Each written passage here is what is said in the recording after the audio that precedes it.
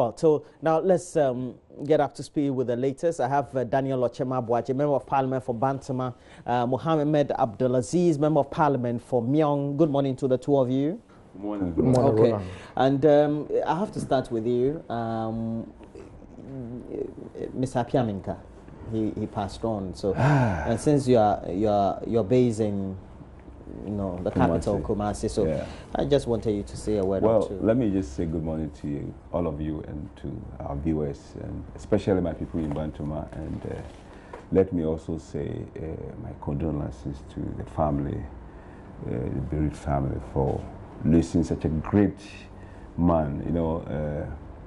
My knowledge of him, when we were going through the election, he was leading a team of council of elders in Kumasi that invited almost all the parliamentary candidates in the Ashanti region to come and have a discussion and conversation with them. And if you should meet this man, his level of wisdom, in the way he loved people, and his demeanor, his humility, I was impressed with everything that he was doing. And of course, even as old as he was in 2016 election, even in our primaries, he was going almost everywhere he could possibly go.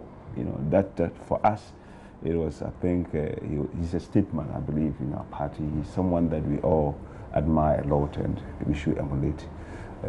May his soul rest in peace. And I wish we will have the opportunity to at least say something about him during the funeral, and also be able to support the family when the time comes for his funeral.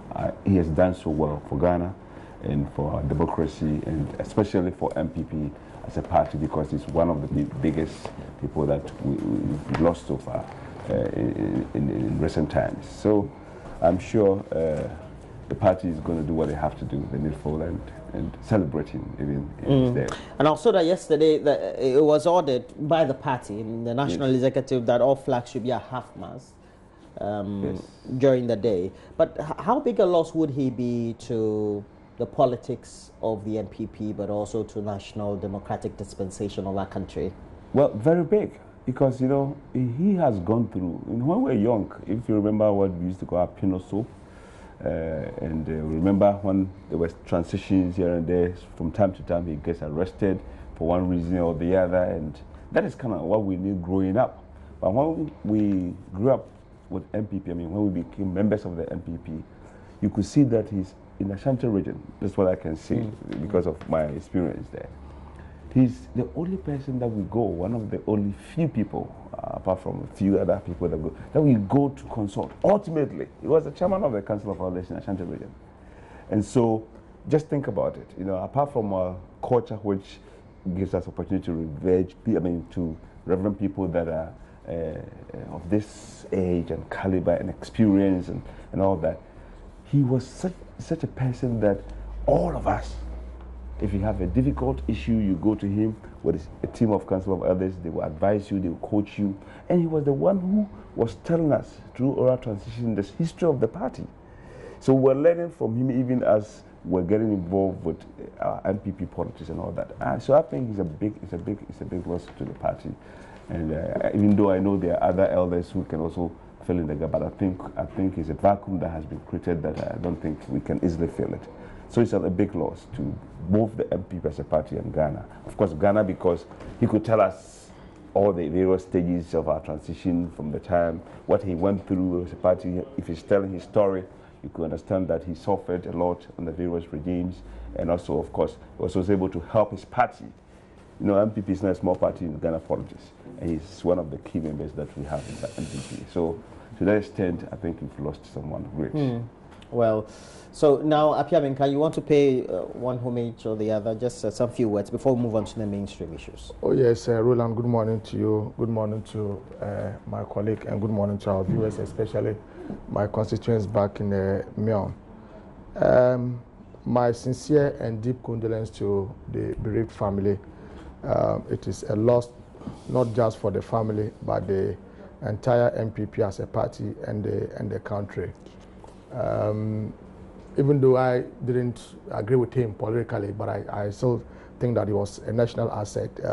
He was a member of the Constitutional Review Committee that was put in place by President Mills of blessed memory at age 84.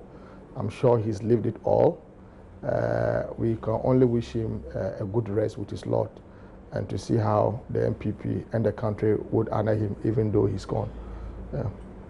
Well, we'll see how that goes. But let's move on. We know that we're being told that the Appointment Committee of Parliament has given Amidou the nod. It's on page 16 of the Daily Graphic, and the story reads as saying that the Appointment Committee of Parliament, okay, seem to have gotten the consensus from all sides of the committee.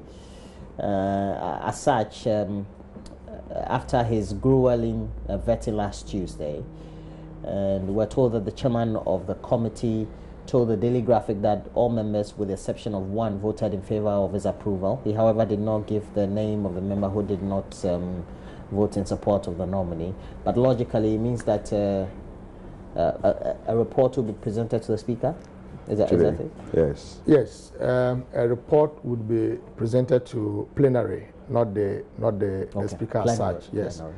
And hopefully, maybe today, Thursday, or tomorrow, I'm sure Parliament would want to deal with the issue of the special prosecutor this week. I'm not sure Parliament would want to travel with this same matter to next week. So I suspect that either today or tomorrow, the Appointments Committee would be submitting their report to plenary for debate. And like you indicated, the indication that we have from the committee is that Mr. Amidou is passed, but for now, it's passed as in the special prosecutor. Yes. When I say it's passed, they've passed him. They've passed him, exactly. You know, the interview, the vetting. I mean the vetting. So let's see what happens today and tomorrow. It was some 8 hours or so grilled of Mr. Amidou. Very interesting vetting process. He demonstrated good knowledge of the law. That is something you cannot take away from Mr. Martin Amidou, even though I had some problems with the way he carried himself throughout the process.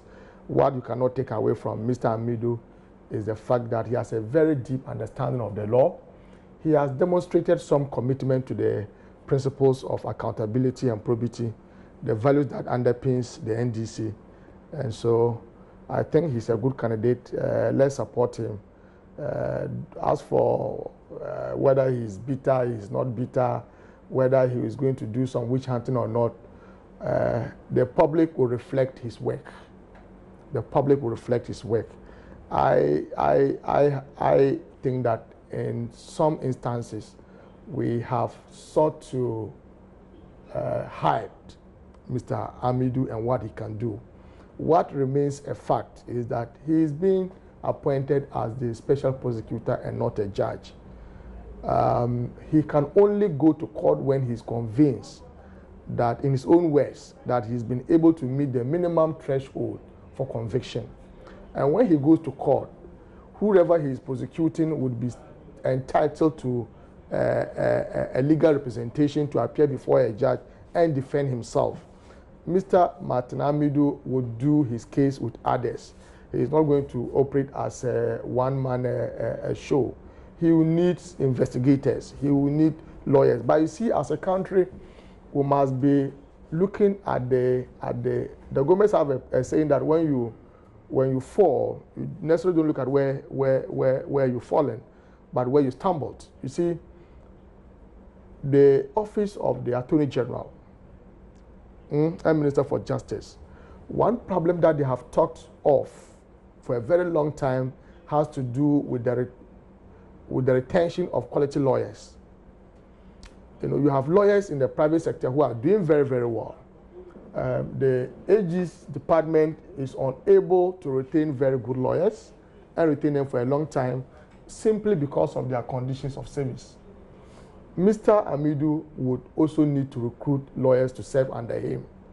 These lawyers are coming in as public servants to be paid from the consolidated fund, just as the state attorneys at the Attorney General's department. We must be looking at how we can give them a better living wage so as to retain them within the confines of the state so that they don't jump the bar to join their colleagues in the private practice. So Mr. Amidu, I wish him well. Let us see how it would go. I as a person who belongs to the NDC, I believe my belief in the principles of accountability and probity is unquestionable. And so to the extent that we have an SP who is coming, we'll support him. Like I said, the Ghanaian public will reflect his conduct.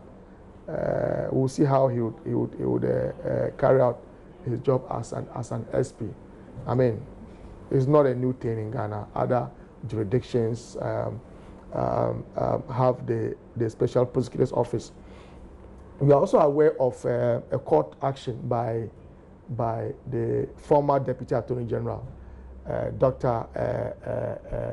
Ayeni, contesting whether Mr. Amidu is qualified for the office, making reference to his retirement, to the retirement age of Ghana, and whether Mr. Amidu falls within that age brackets. Let's see how it would go. All these things will improve on our constitutional jurisprudence, and let's see what happens. For now, that will be my Mr. Achimabwaji, but you take a look at it, and constantly prior to or even before the announcement of the nominee by the President, Nana Dankwa Akufo-Addo, we're told that the appointment of a special prosecutor is going to be one of the hallmarks of the intentions and the campaign promises, as they were said during the electioneering of the MPP, to make sure that we nip corruption in the bud.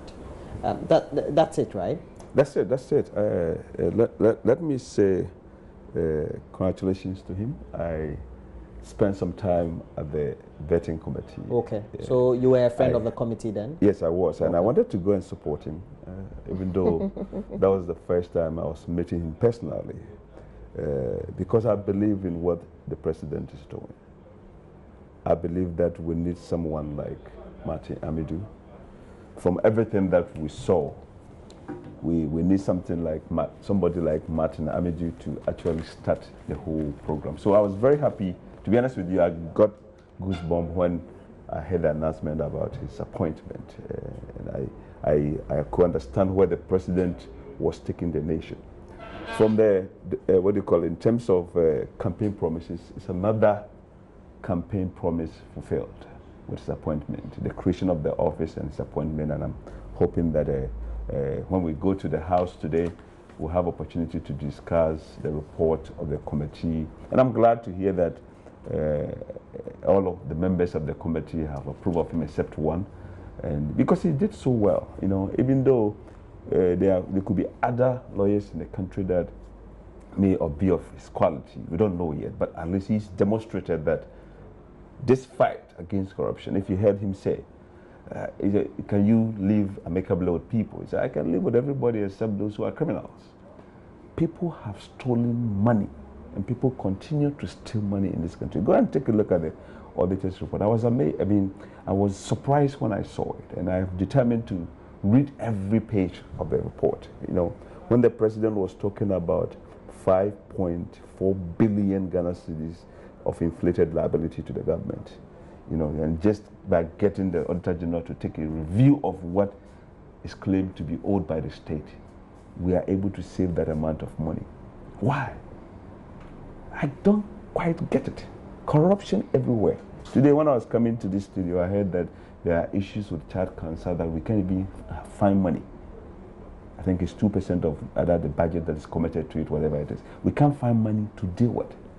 Yet, we have people, ministers, and I should say politicians and civil servants, public servants, that are stealing money every day. Why? Why? So I am very happy. We need people of his caliber. And the president has said the Minister of Finance is an asset to the nation. The president himself, I call him a gift. It's a gift to Ghana, for all the things he's doing here, for his ability to envision Ghana's tomorrow and taking the steps to get us to a point where we are going to build a country beyond it. And I believe, in addition to the president, the able ministers that he has appointed, of course not everybody, as well as Martin Amidu, are going to help this country move forward. Corruption is killing us. right? So I like his determination, and you know, look at the way he answered questions. People had issues with him, but I thought when I sat with him, right, I was looking at him and I was giving him some kind of like, you know, support by praying for him, I should say. You could see that if you take him off corruption, he's a nice person. He smiles. You know, he has been a father before. You could see his kids could enjoy him in the house. Only when they did the right things. Well, you have to do the right things. and I believe in his principles. And like I said, you share in his principles. I do share in his principles. You know, because if you do the wrong things, regardless of who you are to be, I think we should be corrected. So we have searched for too long for our country's money to be stolen left and right everywhere you look. Not only in the previous administration, which of course we saw so much issues. Ghost Road, other things coming, 5.4 billion Ghana cedis, which is the immediate 2016 auditors report coming out now to be discussed by the committee and of course ultimately in Parliament. All these are monies we can save to take Ghana one notch up. All these monies. So I think it is time, and if I had a chance, I was not a member like I said, so I was sitting there hoping that maybe I could get opportunity to ask a question. But if I had opportunity, do you know the question I would have asked? Because he was asking Ghanaians to be his backbone, just like the Americans are supporting their special prosecutor, Mueller. When the government wants to fire him, the Americans will rise and fight for it from all sort of life. I mean, whether MPP or these angles. They will get up and support that he cannot fire him. So I think I was going to ask him, what 3 ways do you think Ghanaians could be a backbone for you? Apart from the fact that we'll make sure you're not mishandled by any government. That's a good question. So what 3 ways? You know, so I wanted to know, I wanted him to expand on that, so that at least we as a people, apart from telling and providing evidence, and where there are issues with corruption, we're reporting people. I think I'm hoping that he's going to be a good addition. And I'm glad, and I like the way he said it. I want to try to make this work. Right. I'm not going to guarantee that it's going to work. Success is not a guarantee, but at least we're going to start it. Now, let me come to you. You know the way he enumerated and outlined his point. Yeah. And you look or listen to other commentary. It's as if that appointing just a special prosecutor is a panacea, or perhaps will play a bigger role in making sure corruption is reduced drastically in our country. Is that how you see it from your own personal analysis? Roland, no. And that's why I said that we seem to be overhyping this appointment of a special prosecutor, or if you like, establishing the office of the special prosecutor. And that is my worry. The basic question that we need to ask ourselves is, what is the special prosecutor coming to do today that the Attorney General cannot do? What is a special prosecutor coming to do today that Yoko cannot do? We already have institutions backed by law that can do exactly what the special prosecutor is coming to do. In any case, if we thought that there were some shortfalls in the existing structures, we could have amended those laws to give them more capacity to do what the special prosecutor is coming to do. But I can understand where President Nana Akufo-Addo and the MPP are coming from. This was a political pledge that they made to the Ghanaian public. And so whether it inures to our interest or not, all that they want to do is to be seen fulfilling. But for the neutral, it shows a certain special commitment. I agree with you, but I'm sorry I don't have the MPP manifesto here. In fact, what they even promised to do was to separate the Attorney General from the office of the Minister of Justice, with the Minister of Justice just remaining the legal advisor to President and government. That is not what they have done now. So even if you want to query what they pledge and what they are doing, it is at variance. But I think that we're overhyping this office and the person appointed. And even Mr. Martin Amidu himself, with all respect to him, a very good lawyer, he's proven to be incorruptible himself. But I think that he could be suffering from exaggerated self-opinion. You know,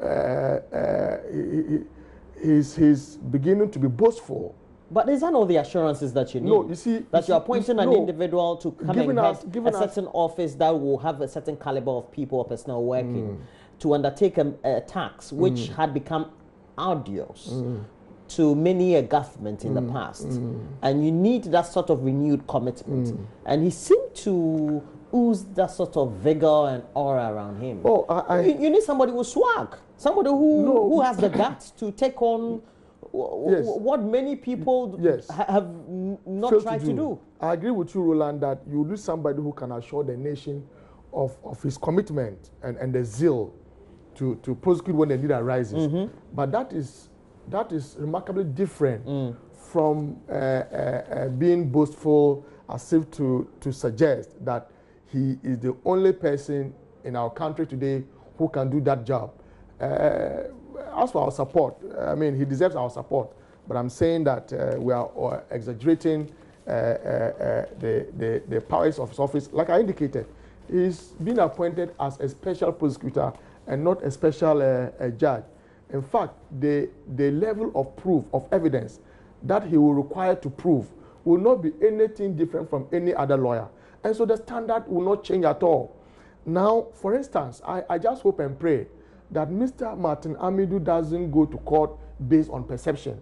For most of the write-ups that he did, you know, I actually wanted to avoid the political aspect of it, but my friend Abaji tempted me to engage in that. You see, when they asked him about some of the write-ups that he did, referring to President Mahama and the NDC as looters, he was very candid and honest to say that they were mere perceptions. So they were his opinions based on perceptions. Based on perceptions. Yes. I mean, you can imagine. I just hope and pray that he doesn't go to court based on perceptions. He must have watertight evidence. He must have very concrete evidence against the individuals that he wants to prosecute. For instance, even when they were engaging him at the vetting level, there were times that you saw members of the appointments committee trying to be jovial just to make it more friendly atmosphere, and Martin Amidu wouldn't go with them. I mean, so stern. I thought that was avoidable. And now when you talk about 5.4 billion auditors report, you see, the president, for want of a better word, must be taken through some process of public engagement. Now, when you talk about 5.4 billion inherited liabilities, from who? The NDC left office on January 7, 2017. Somewhere in July, towards the end of July, the Minister for Finance, appointed by President Akufo-Addo, Mr. Ken Ofori-Atta, writes to all ministries to update him on the status of liabilities. He was writing to MPP ministers, so not NDC ministers. Now these ministers now wrote back to him that these are the liabilities. Now Mr. Ken Ofori-Atta now submits those liabilities to the Auditor General for special audit. The Auditor General reports that the figure is down by 5.4 billion Ghana cedis. These were figures sent by your own ministers. And so you're saying they're not reflective of what? No. So what's your point? What I'm saying is that if there's any wrongdoing in this regard, the 5.4 billion that President Akufo-Addo came to talk about in Parliament, and even stated that when he somewhere last 2 months he met the press, my friend Abuaji has repeated that is self-indicting. It indicts your own ministers because they submitted those liabilities, not our ministers. But there were liabilities from 2016. So, for instance, if a contractor and the year under audit is 2016. Let me tell you the difference here.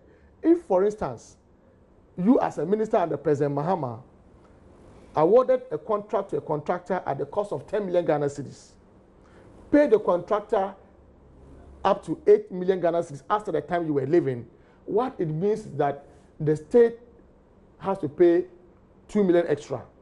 If another minister, let's assume my good friend here, Abuaji, comes to inherit your ministry.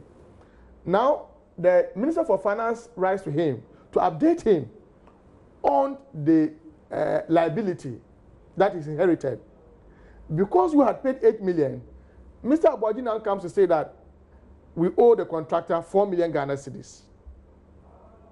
You are not the one writing to the so you're saying there's no point of verification, no. So it cannot be authenticated. No, these are but figures speak for themselves. No, these are ethically, figures. No, ethically, I'm not sure a CFO, well, if they have that structure at the ministry, so let's say director of finance, example, would have in any way misrepresented figures and would have given his minister, whether he's from a previous regime or a new regime, figures that so perhaps have been inflated, etc.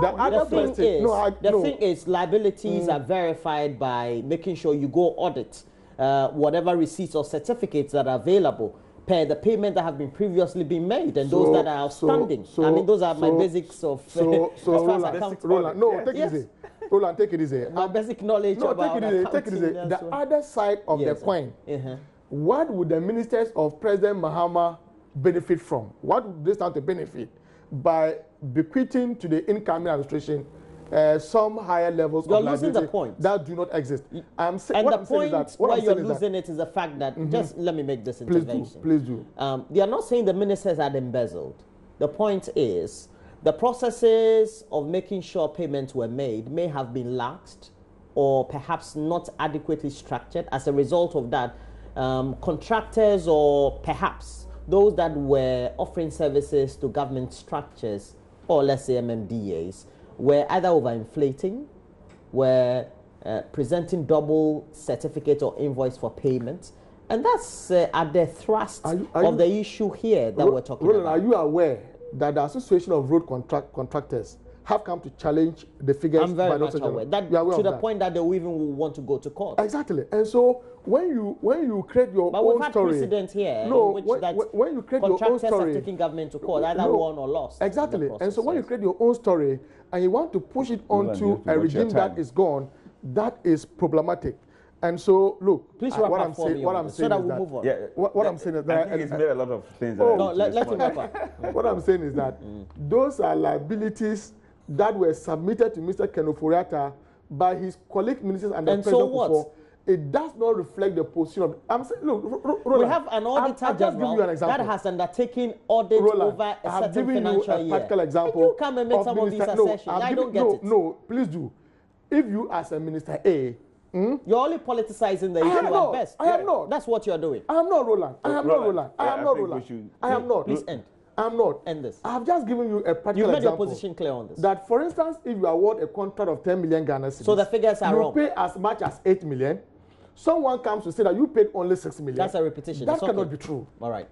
Roland, let me just start from where he ended. Go ahead. That ministers will intentionally inflate what? Liabilities? For what? Maybe his point is maybe that is for the sake of the politics of it. No, maybe that is what they would those submissions made to the auditor. Maybe that is what they would have done if they have the opportunity. I don't think any rational person would do this. So why do you think we're dead? No, maybe that is what your government or what NDC would have done if they come to power and they build liabilities that we live for them. Maybe that's what you guys would do. A rational person would do, but we're dead. Is that what you're saying? No, sir, I said no. Like he said, he questioned it based on ethics. And I think that's exactly what he had to do, because who is going to do that? For what? For what kind of gains? Right? If I'm going to take over a ministry, or if I'm going to take over a company acquisition, I would like to check your liabilities to make sure, or even your assets. Nothing wrong with that. Nothing wrong with that. So please, the Auditor General, they will do their homework. They will have evidence to support all the numbers they are putting there. Nothing wrong with that. So let me say this to just give you some opportunity. If you guys doubt the numbers, invite the minister to question.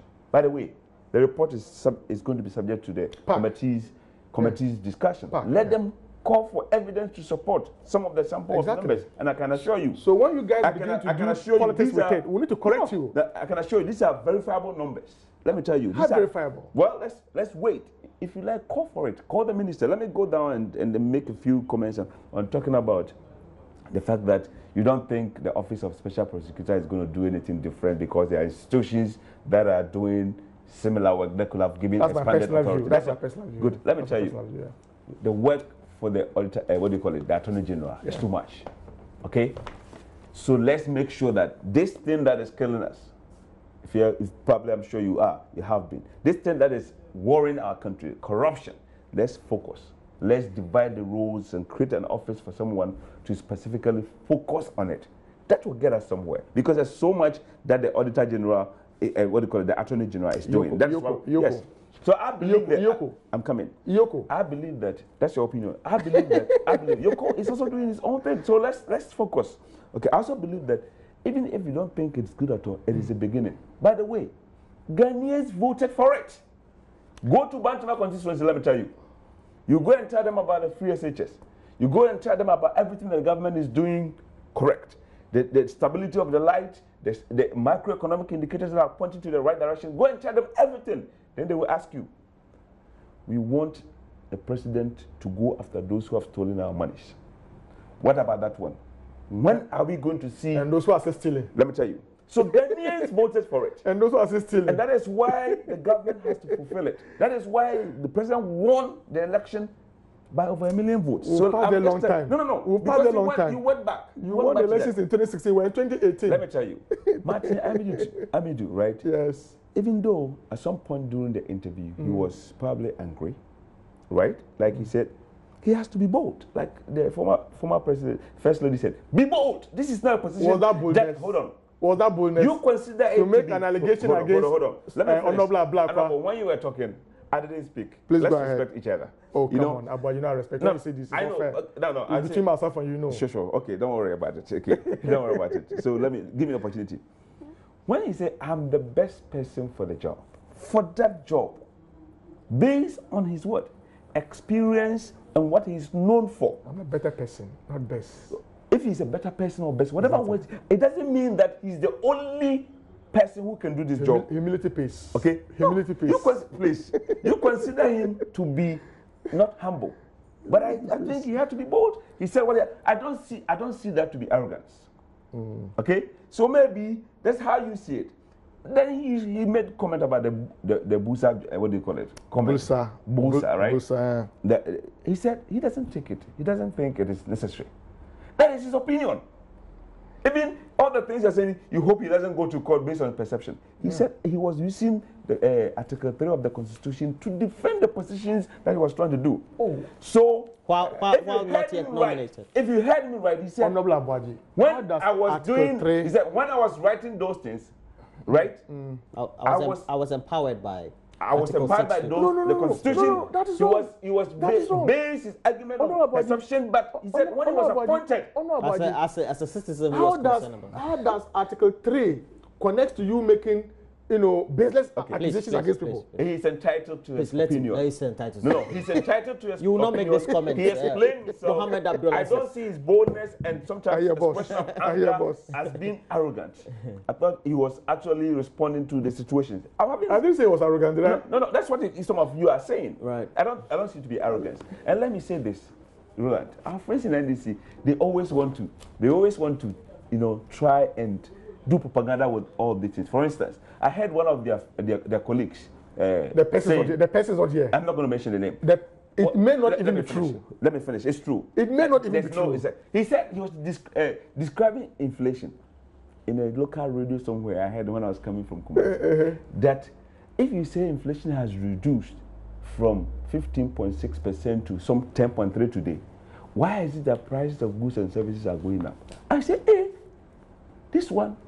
We are doing special prosecutor. What is inflation in itself? Oh, Roland, you talk to him. Inflation. Is that what you tell for discussion? Inflation in prices of goods and services. The fact that the rate of inflation has gone down does not mean we are in the period of deflation. It is only when you... So our friends in NDC Roland, who are actually peddling the fact that the reduction in inflation from 15.6 to 10.3 now, it's not reflecting that we're not seeing price decreases. Now let me help you. They should get it corrected that inflation in itself means increasing price, except that the rate at which the prices are increasing are much lower. We are not in a period of deflation where you can expect price of goods and services to be decreasing. Let me help That's not what we are saying. Let me help you. Be educated. Let me help you. Read. Let me help you. The issue for discussion is not inflation. That's okay. Because I was just about to come to that. On the front page of the Business Friday, no, it's okay. No special prosecutor. On the front of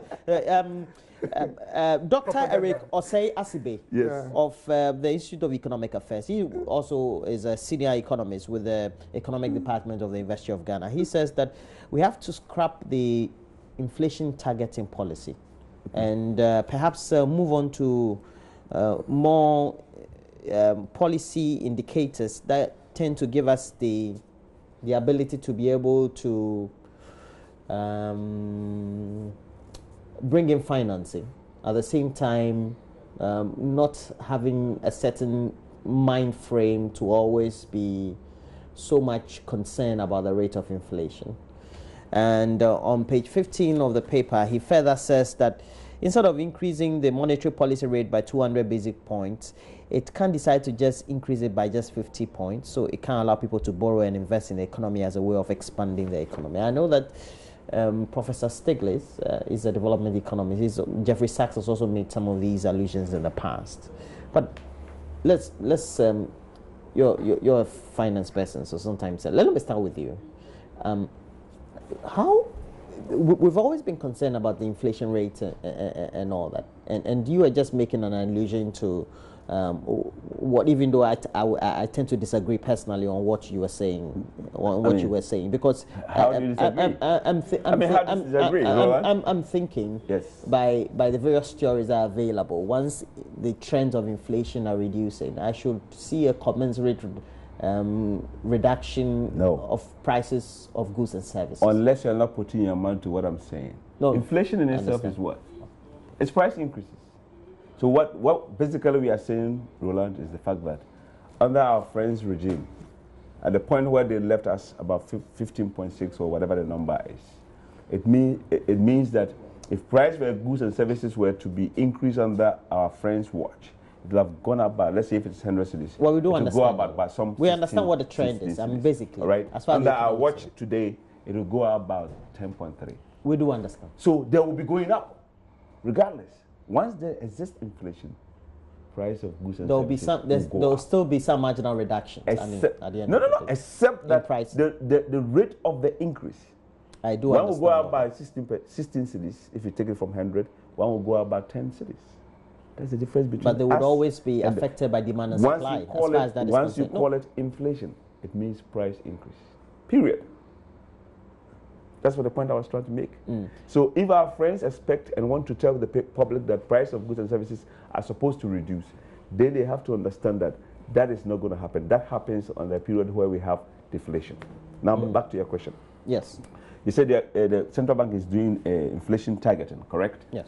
Meaning that because of that. And this economist says that perhaps we need to have a certain rethink. Well, I support that also. I think we have to take a second look to see if that is probably what is going to get us to where we need to be as a nation in terms of inflation targeting. Because if we target only inflation, basically saving the value for money, we might be missing other indicators in terms of liquidity and ability to, to manipulate or manage the various monetary policies to our advantage. So maybe we have to take a second look at it. Maybe it is good for countries that have advanced so much and know exactly what is happening. Yeah, they don't mind about their deficit, their debt levels and things. Because, to be honest with you, even America owes. A lot. Billions. A lot. Billions. If you take the whole American country. But inflation is not. So it may not be there. So we have to take I'm open to the point that we should take a second look. So you're saying it's a good debate. It's a good debate. But we have to look at a peculiar situation. Exactly. Okay. Like our democracy. We are looking at things. It's then if you are for it, then you shouldn't be worried about 15 point something inflationary trend and you trying to hype 10 point something, because then it is important, though, to save the value for money, the purchasing power for money. So to that extent we can, but we have to do something like a balancing act. Because if you bring $100,000 from the US to come and invest in Ghana, and because inflation, the value of the money goes down, and it becomes 80,000, 70,000, it's kind of like, I must as well not do it. Go and keep it stable. So it is important that we maintain the value. But you could make a windfall if you come to Africa with $100,000. Well, sometimes it's not. If you look at the exchange rate. Well, I do understand. It depends on what type of business you're in, where you're sourcing your raw materials from, etc. It depends. So it's not always like that. But let's not come to the argument. Currency is not always the case. Sometimes you could be losing because of the exchange rate. You could borrow it for $1 or 5%, 3%, but if your currency is not strong enough, ultimately you pay it at a higher rate. You borrow one for one in 1998, and you are paying how much now? If you borrow for 20 years, you are paying what? I do understand. So that it will be wiped off, especially when it's under our friend's watch and the NDC's watch. But that's inflation can increase so much. That's not a fair comment. We have to put all that into perspective. Let's look into it. No, please, it's not up for debate, sir. You see, Roland, I pity my friends from the MPP when they begin to talk about inflation and the macroeconomic indicators. In any case, the 10 point something inflation today, it's 10.3. Yes. That we are talking about today. It's actually from just recently 11.8. It started coming down in the last quarter of 2016. Right. That's on record. True. That the inflationary trend did not start coming down just under President Akufo-Addo. It started coming down. It actually started from August, September 2016. Yes, please. And you have been able to sustain that reduction in inflation. That must be put on record. So you're saying that even if it was an NDC government led by President John Dramani Mahama, the figures, I'm not saying it. The figures themselves speaks to it. Roland, please. He interrupted me some time ago. He's begging for credit. It's not. We can share that credit if you want. You see, thankfully for you and myself, they keep begging we for both credit. have finance background. Even in the chamber. Oh, my brother, I'm saying that. For credit. I'm saying that. No problem. We can share. For our brothers and sisters who have not had the benefit of education, this might be a difficult thing for them to understand. But you and I have some finance background, so we can interrogate the figures. But we can bring it to their level. Figures, I'm not saying it. The figures started coming down under President Mahama in 2016. But true. So you can share can be verified. Bank of Ghana, you can't check that one. Share the credit. You can't change. We're not sharing any credit with you. Now, when you begin to gloat and begin to shout from rooftops for bringing down inflation to 10.3, and you think that you've done some magic, it is on record that it was only under President Mills, President Mahama, that we attained a single-digit inflation and sustained it for over 3 years. Under President Mills, President Mahama. Well, we're now at 10.3. We're getting there. Well, they are now getting to where we have been, where we've had, what we have achieved already. That under President Mills, President Mahama, we achieved a single-digit inflation, sustained it for 3 good years. In fact, over 3 good years. What happened I remember then running mate Dr. Mahmoud Bawumia, who said that didn't matter at the Federal Ayim Memorial Lecture in 2014. Dr. Mahmoud Bawumia downplayed the importance of a single-digit inflation and even made reference to the wife sending him to Malata market to buy foodstuff. And that when he got to the market, the single-digit inflation did not reflect in the prices.